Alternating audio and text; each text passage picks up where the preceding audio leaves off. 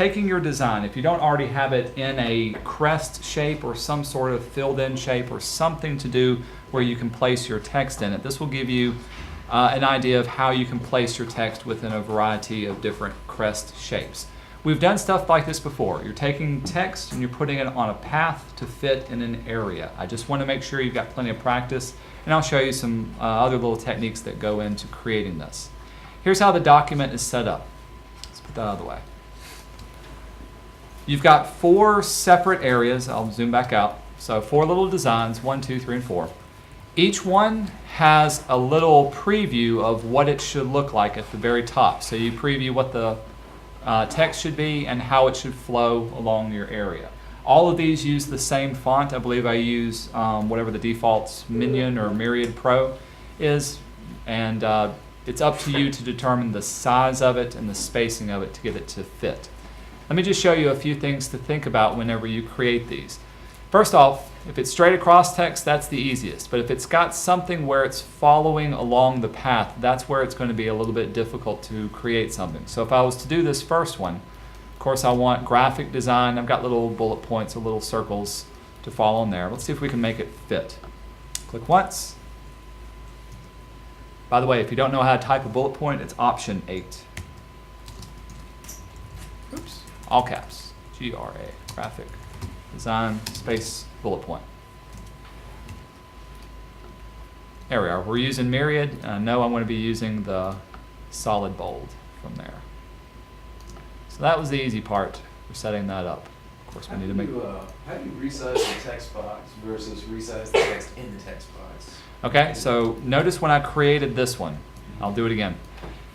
Instead of clicking and dragging to make a text box, because if you do that and you go to, oops, get my move tool. If you do that and go to resize it, you're resizing the text box. Create line type. Just click once. That will give you this. And now when I resize it, it does that type of thing. The new version of Illustrator, however, makes it a lot easier if you forget to do that. If you do make a text box and type in graphic design, when you select the text, you've got these little handles off to the side. If you click on the handle, it'll convert your text box into regular line type, or excuse me, double click. It'll convert it into line type, and then you can resize it that way. So that's good to know for that one. So welcome to update. Let's see, so there's graphic design. Oh, let's make it solid white, way Lord intended. But if I need to follow the curve, this is where your pen tool is going to come in handy to draw off and retrace the curve. Give yourself just a few seconds to do this. Let me zoom back out so I can see it. And you want to give yourself more line than is necessary. I know I want it to follow inside this area, and so I want it on this side, not on this side.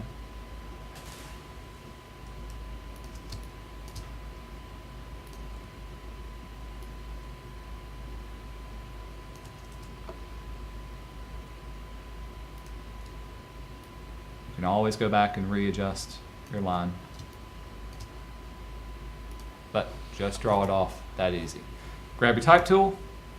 Remember when you hover over the line, it'll add the text to it. What was it supposed to be? Mississippi College Department of Art? Well, come on. Yep, Mississippi College, period, Department of Art.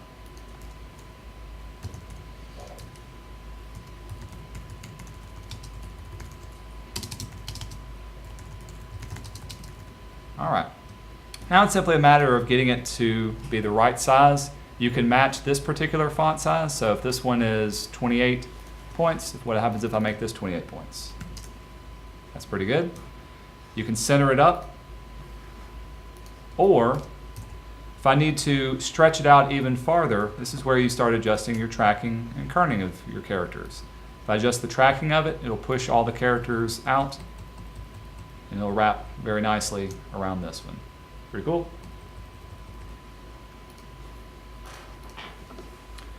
And it's simply a matter of adjusting your line so that it fits inside of that area. That's the easy one. The other one, so I'm setting up for this one. Of course, you've got text on the inside. In this case, it established since this one, it's all flowing one way. Let me show you another way of doing special teams at the top. I could do a line that's curved and matches the curvature of this circle. Instead, I'm going to type out special teams. Let's reset this back to 0, and we'll turn it white. I'm going to use my envelope distortion to do this particular text. I've got it selected under Object. I'm showing a few people this. You've got some distortions, envelope distort, that will allow you to warp whatever you have. In our case, we want to warp it so that it looks like it's arcing across this area. It'll give you this dialog box. If you've got preview turned on, you can see what it looks like. Of course, it's going on top of there. And there's a bunch of different ways you can warp your text. If you've got kind of a funky looking area to fit text into, a lot of times you can find one of these to make it fit a little bit better with this one. You adjust the amount of bend, so if you need to bend the other way, you can do that.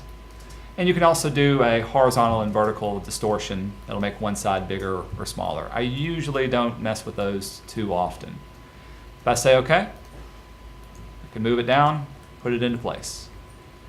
If you ever need to reset it or redo it, you simply go back to your reset with warp, and then you adjust the warp from there. Say OK, pull it down that way. Pretty cool. That's the easy way of doing that. This one down here, what you're doing is you're typing Royal Academy along that particular banner. Banners are a really easy way to fit text in an area that you don't have area to fit it in. You're making an area to do it. So in this case, it's a little bit easier, but you're drawing a line and you're typing the characters to fit inside of this one. If I had a funky shape that I couldn't get this to fit into, I can make my own banner and put my words in the banner and just put it on top of the crest shape that I have. Let it overhang. It's actually a really good way of adding to your design. That's what I want you to do in this final one. Y'all pay close attention to this one because this one is the most detailed one. I'm giving you 4 crest shapes to choose from. Pick just one of them. I want you to fill out the rest of the crest, place the little bumblebee, that will be the icon, and also fit the words inside of it. Here's what I'm asking you to do.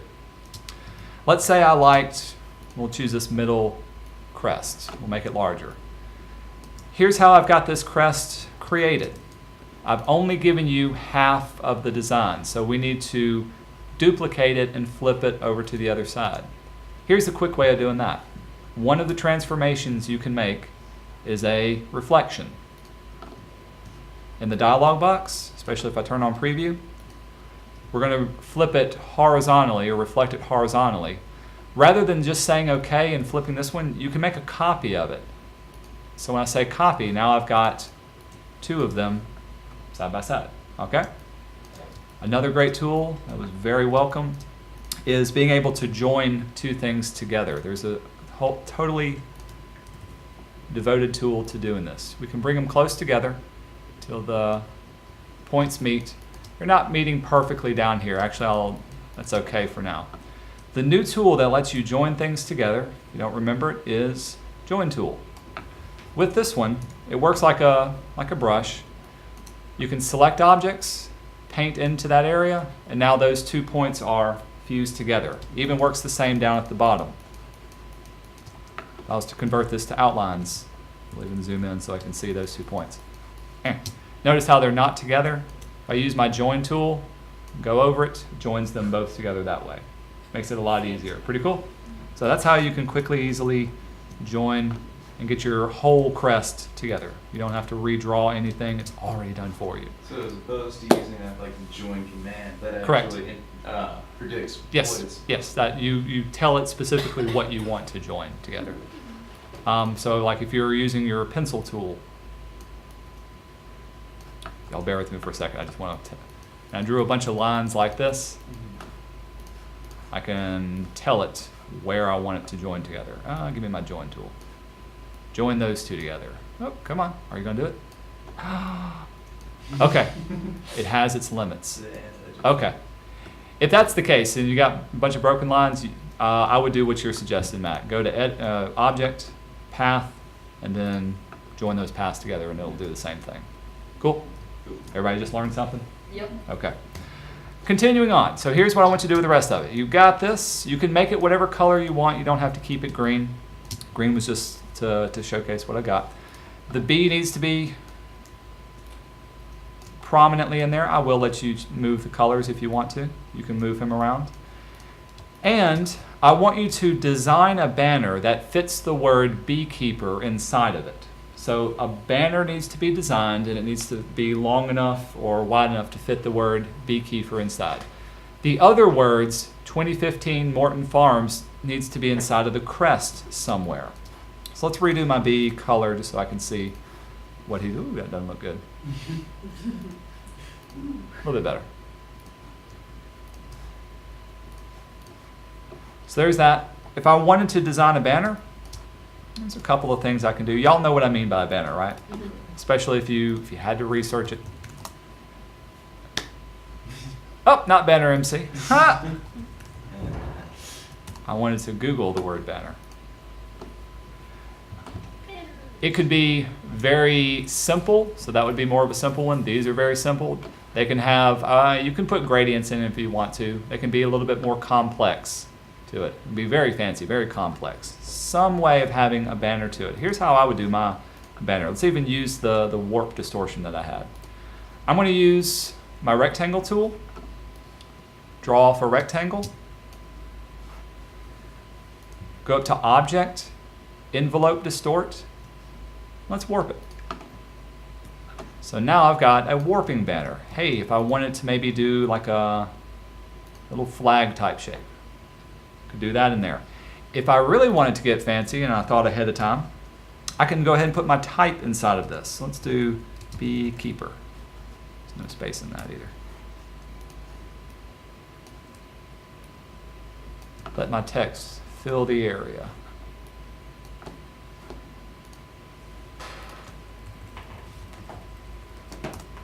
Let's give it a drop shadow. Copy, paste behind, make it a little bit darker. Even darker. There we go. Now that I have all my content inside of it, I can select everything, the rectangle and the type. Now when I do my envelope distortion, it will warp everything all together, and it fits well inside of it. Do a flag, we'll say okay. If I wanted to add little pieces on the ends of it, it's simply a matter of drawing off what I want.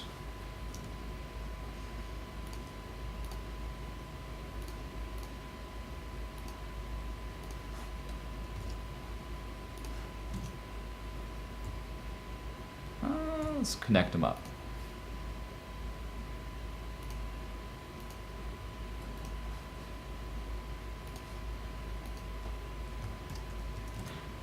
So now it looks like it's going behind it. Duplicate that, put it on the other side. I can reflect that, so remember the transformation we did for the other one, just reflect it around, place it right there at the edge. Pretty cool. Doesn't have to be anything difficult, you're just making the word beekeeper appear in there. The rest of it, I need to make the words 2015 Morton Farms fit somewhere within the design of my crest. I can have it follow along the outer edge. I can have it go straight across here. That actually works out well too. You can break up the text if you want. The main thing is I want you to play around with getting used to fitting text inside of your design. If you've got a really odd shape and you need to fit text into it, this is one easy way of being able to do it. So for instance, Jordan's got a little sash. You're going to put the words inside the sash. You can use the envelope distortion. It may take a little playing around to do it, but you can actually fit that. There's a distortion that could fit that particular kind of text into it. I'm looking at Camberly's. She's got 2017 and the area is kind of flaring out. Here's how I would do Camberly's if she had to fit the letters to it. If I wanted the words to, or the letter to, so I'm going to type a 2. Camberly's needs to fit in an area that looks like this. Just to draw it off for y'all. Kind of a keystone shape. Bring it up, bring it up. If I wanted that 2 to fit and fill in that particular area, I can do an envelope distortion. Ooh, It's going to look like that initially. Let's see. Let's set my bend to be none. This is where your vertical and horizontal distortion could come in. If I bent it this way, now I can get it to fit that particular shape. Even though it's small, I can still scale it up, treat it like a vector object, and now it fits that keystone a lot better than what you had before. And I need to still play around with the way it looks. All cool? So, once you get Beekeeper, last thing, put the other ones in there. When you save this, just save it as a regular Illustrator file and you'll upload it to Moodle when you're finished. Okay? The rest of this time is for you to work on yours. I specifically want to see if you've got your image already drawn, how are you going to put it into an enclosed shape from there. Next class, I'll show you how to do, we want to see what it looks like on a t-shirt, how to do a mock-up for placing your stuff on a t-shirt. Alrighty, that is it.